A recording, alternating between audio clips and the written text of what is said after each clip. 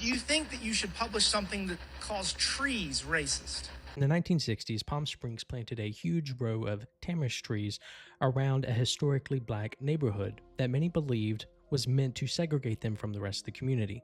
PBS created a documentary called Racist Trees, whose goal was to unpack the history of racial discrimination in Palm Springs and shed light on how policies and urban planning have been used to marginalize communities of color. They interviewed longtime residents, activists, historians, and city officials, and the film explored how these trees became more than just a physical divide. They embodied a broader pattern of systemic racism in land use and community development.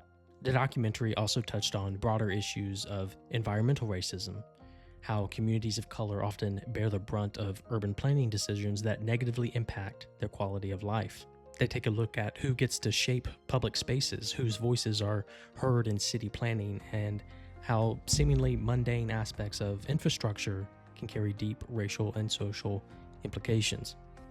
So, can trees be racist? I think it's worth watching the documentary and deciding for yourself. I also think it's worth the 0.001% of our budget that we give to PBS for them to investigate these kinds of historical events and questions.